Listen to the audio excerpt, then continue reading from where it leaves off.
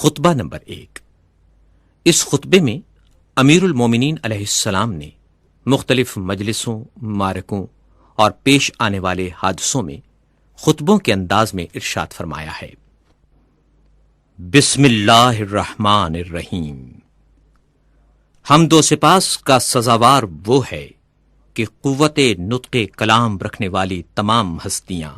اس کی مداح و ثنا سے عاجز و درماندہ ہیں، جس کی نعمتوں کو شمار کرنے والے گننے سے قاصر ہیں اور جس کا حق نعمت کوشش کرنے والے نہیں ادا کر سکتے۔ وہ خدا کہ جس کی حقیقت بلند ہمتوں کے ادراک سے ماورا ہے، جس تک فکر کی گہرائیاں پہنچنے سے قاصر ہیں، جس کے صفات کی کوئی حد نہیں، نہ کوئی ایسی نعمت ہے جو صفات خداوندی کا بیان کر سکے، نہ کوئی ایسا وقت جس کا شمار ممکن ہو، نہ کوئی ایسی مدت دراز جو منتہی ہو۔ اس نے خلائق کو اپنی قدرت اور اختیار سے پیدا کیا اور ہواؤں کو اپنی رحمت اور مہربانی سے پھیلایا، اور متحرک و لرزاں زمین کو سنگھائے بزرگ پہاڑوں سے میخ خوب کیا اور مستحکم و استوار فرمایا۔ دین کی پہلی بنیاد خدا کی معرفت ہے، اور معرفت کا کمال اس کی تصدیق ہے، اور کمال تصدیق توحید ہے، اور کمال توحید اس کو ہر چیز سے برتر ماننا ہے۔ یہ کمال اخلاص صفات کی ذات سے نفی ہے، کیونکہ ہر صفت غیر موصوف ہے اور ہر موصوف غیر صفت ہے۔ جس نے اس کی توصیف میں ذات کو صفت زائد سے ملایا، اس نے گویا ذات الہی میں دوئی پیدا کی، اور جس نے دوئی پیدا کی اس نے گویا اس کی ذات میں تقسیم مانی، اور جس نے ذات الہی میں تقسیم مانی وہ نادان ہے، اور جس نے نادانی کی اس نے خدا کی طرف اشارہ کیا، اور جس نے اشارہ کیا اس نے اسے محدود کر دیا، اور جس نے یہ پوچھا کہ خدا کس چیز میں ہے اس نے گویا کسی چیز کے ضمن میں اسے قرار دیا، اور جس نے سوال کیا کہ وہ کس چیز پر ہے تو اس نے دوسرے مقام کو اس سے خالی تسلیم کر لیا۔ خداوند تعالی ہمیشہ سے موجود ہے مگر حادث اور نوپید نہیں۔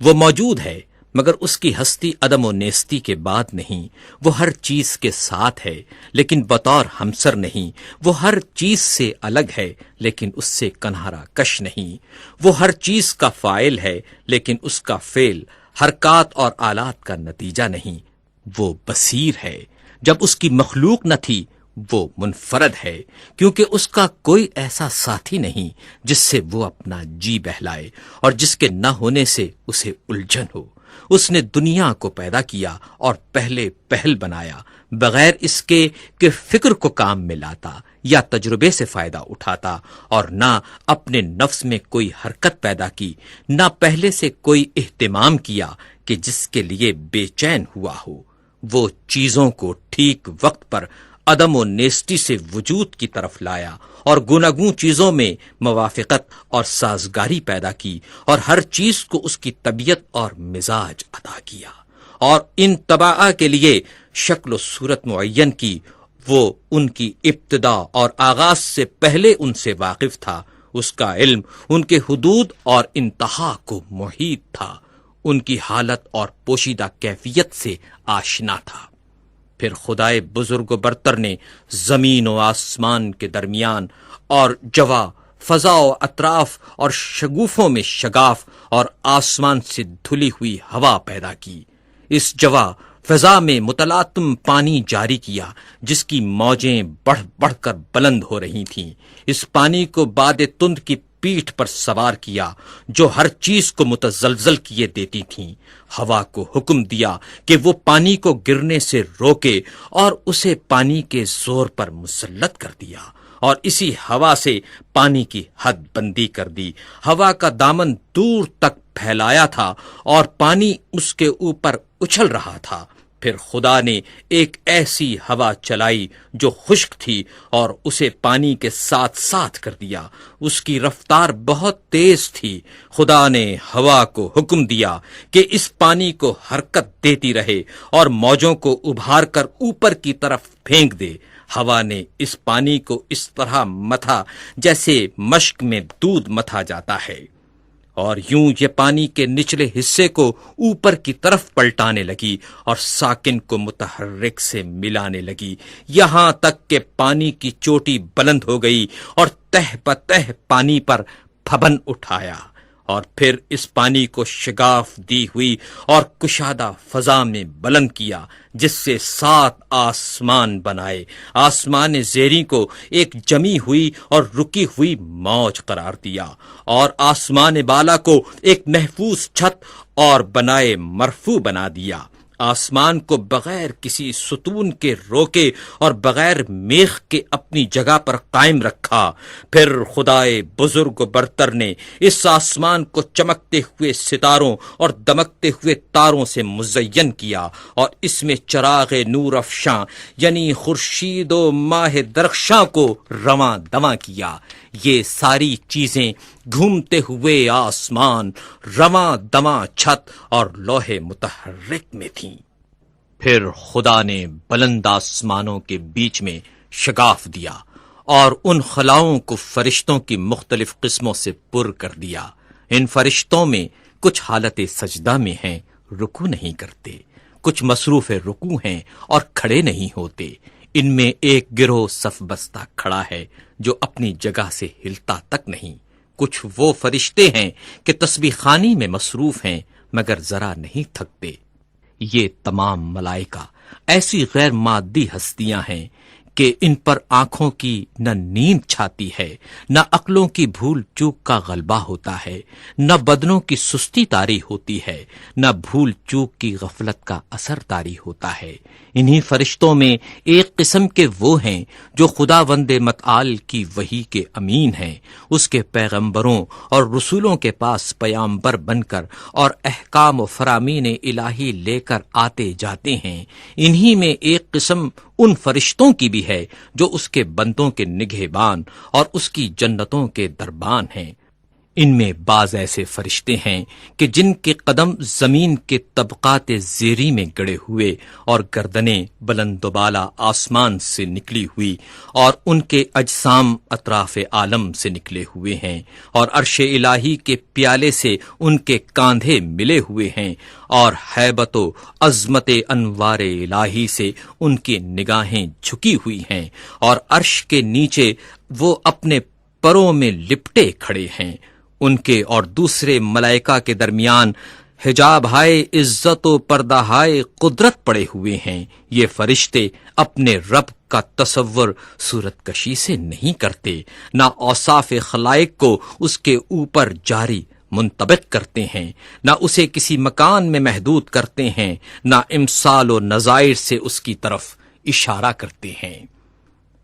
امیر المومنین علیہ السلام نے تخلیق آدم کے متعلق خطبہ دیتے ہوئے ارشاد فرمایا، پھر جب خداوند متعال آسمان و زمین، خورشید و ماہ و سیارگان پیدا کر چکا، اس نے جائے سنگ لاخ و ہموار زمین، شور اور ارض خاکی سے جو قابل کاش تھی پارائے خاکی اکٹھا کیا، اس کو پانی میں سانا تاکہ وہ خالص اور پاکیزہ ہو جائے، پھر اسے تری سے گوندھا یہاں تک کہ زمین کے عناصر ایک دوسرے میں پیوست ہو گئے۔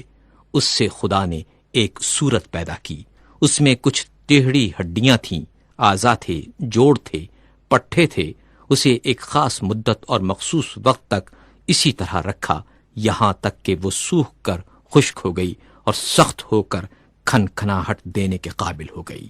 پھر خدا نے اس میں اپنی روح پھونک دی، اب ایک ایسا انسان پیدا ہو گیا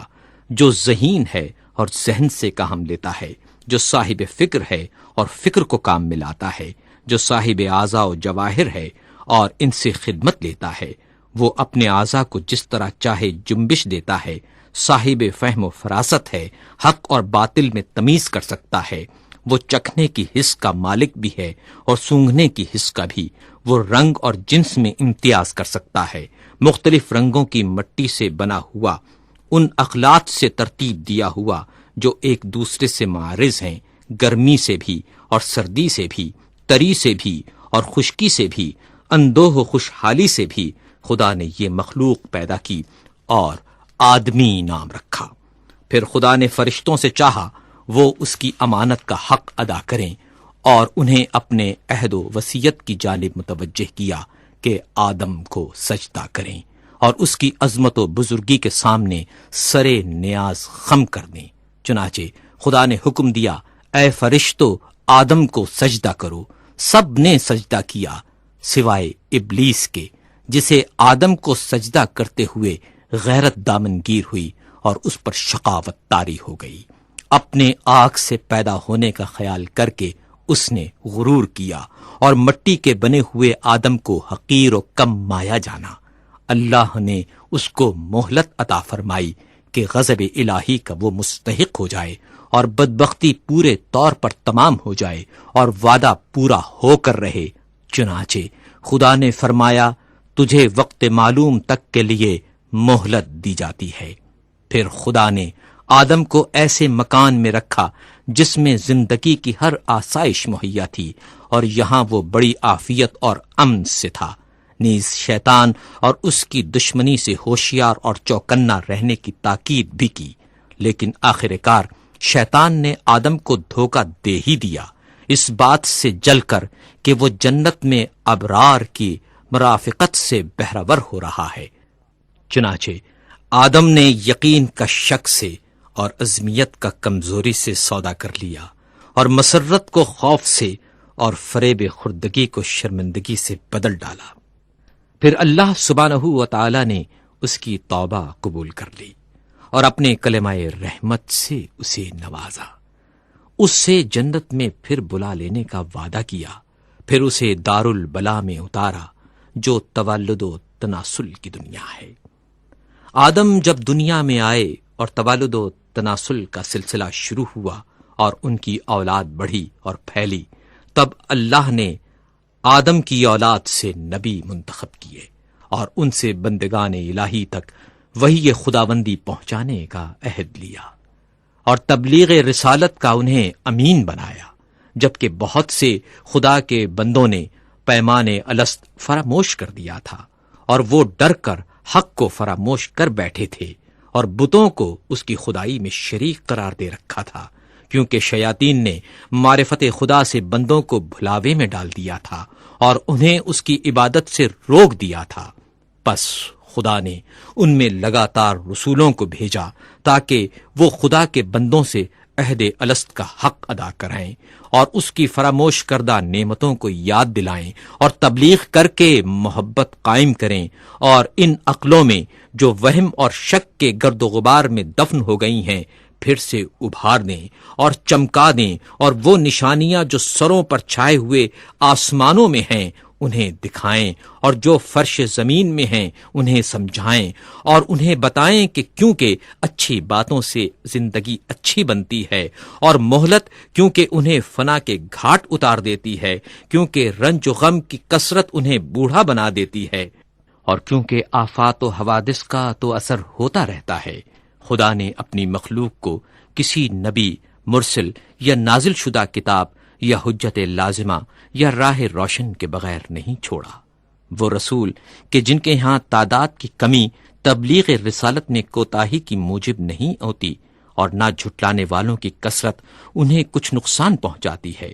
کچھ رسول آئے جنہوں نے پہلے والے رسولوں کی خبر دی اور بعد میں آنے والوں کی تصدیق کی، یوں ہی قرن گزرے اور صدیاں بیت گئیں اور زمانے گزرتے رہے اور آباء و اجداد آئے اور گئے، ان کی نسلیں گزریں، یہاں تک کہ خداوند قدوس نے محمد صلی اللہ علیہ وآلہ وسلم کو بھیجا تاکہ اس کا وعدہ پورا ہو جائے اور اس کی نبوت ختم ہو جائے۔ انبیاء سے اس نے اس رسول صلی اللہ علیہ وآلہ وسلم کے بارے میں عہد لے لیا تھا، ان کی علامتیں مشہور اور ولادت باعزت ہے۔ جب حضرت صلی اللہ علیہ وآلہ وسلم تشریف لائے تو دنیا میں ملل متفرقہ اور اقوام منتشرہ کی کثرت تھی۔ مختلف فرقے تھے، بعض وہ کہ خدا کو بندوں سے تشبیہ دیتے تھے اور اسے مخلوقات کی طرح جانتے تھے، بعض وہ تھے جو اس کے نام میں تحریف کرتے تھے جو اس کی ذات سے کوئی تعلق نہیں رکھتے تھے، کچھ ایسے جو اس کے علاوہ کسی غیر کے لیے رائے دیتے تھے۔ رسول صلی اللہ علیہ وآلہ وسلم نے انہیں گمراہی سے ہدایت کی طرف نکالا، انہوں نے انہیں جہالت سے بچایا۔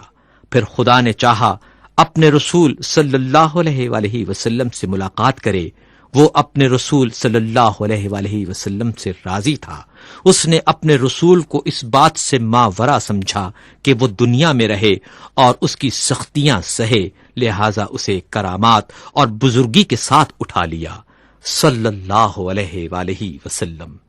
پھر حضرت صلی اللہ علیہ وآلہ وسلم نے تم میں وہی چھوڑا جو اور انبیاء نے اپنی امتوں میں چھوڑا تھا، کیونکہ گزشتہ انبیاء نے اپنی امتوں کو یوں ہی بغیر کسی روشن راستے اور مستقل نشانی کے نہیں چھوڑا تھا۔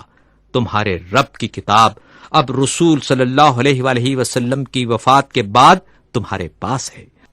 رسول اللہ صلی اللہ علیہ وآلہ وسلم نے اس کے حلال و حرام کو واضح کر دیا، اس کے فرائض و فضائل کو، اس کے ناسخ اور منسوخ کو، اس کی رخصت اور عظمیت کو، اس کے خاص اور عام، اس کے عبر و امثال کو، اس کے مرسل اور محدود کو، اس کے حکم اور متشابہ کو اچھی طرح کھول کر بتا دیا، اس کے مجملات کی تفسیر کر دی، اس کے اسرار اور گہرائیوں کو ظاہر کر دیا۔ ان میں ایسے میثاق بھی ہیں جن کے جانے بغیر چارہ نہیں، اور ایسے بھی ہیں جن سے بندے اگر نا واقف رہیں تو کوئی کام نہیں رکتا۔ وہ بھی بتایا جس کا فرض ہونا کتاب قرآن حکیم سے ثابت ہے، اور وہ بھی جس کا منسوخ ہونا سنت رسول سے واضح ہے۔ وہ باتیں بھی بتائیں جن کا اختیار کرنا از روئے سنت واجب ہے، اور کتاب قرآن میں اس کے ترک کرنے کی رخصت ہے، نیز یہ بھی کہ کیا چیز وقتی حیثیت سے واجب ہے مگر آئندہ زمانے میں ان کا واجب ہونا ضروری نہیں رہا۔ پھر محرمات کی تقسیم ہے، ان میں کچھ ایسے کبیرہ ہیں جن کے ارتکاب پر کتاب الہی نے جہنم کی آگ سے ڈرایا ہے، کچھ صغائر ہیں جن میں مغفرت کی امید ہے، کچھ ایسے مقامات ہیں کہ ان کا صدور مقبول بارگاہ الہی ہے، اور کچھ وہ ہیں جن میں بندے کو اختیار ہے۔ امیر المومنین علیہ السلام نے پہلے خطبے میں حج کا ذکر کرتے ہوئے ارشاد فرمایا، خدا نے تم پر اپنے گھر کعبے کا حج فرض کر دیا ہے، وہ گھر جسے دنیا بھر کے لیے قبلہ بنایا ہے۔ اس کی طرف لوگ یوں لپکتے ہیں جس طرح چوپائے گھاٹ پر ٹوٹ پڑیں، اور اس طرح شوق سے یہاں ٹوٹ کر آتے ہیں جیسے کبوتروں کی ٹکڑی۔ اس حج کو اس نے اپنی جلالت کے سامنے بندوں کی فروتنی کی پہچان قرار دیا ہے۔ اس نے اپنی مخلوق سے ان لوگوں کو چن لیا ہے جو اس کی آواز سنتے ہیں، جو اس کی دعوت پر لبیک کہتے ہیں، جو اس کے قول کی تصدیق کرتے ہیں، اور اس کے نبیوں کے مقامات پر کھڑے ہو کر ایسے دکھائی دیتے ہیں جیسے وہ ملائکہ جو عرش الہی کے طواف میں مصروف رہتے ہیں۔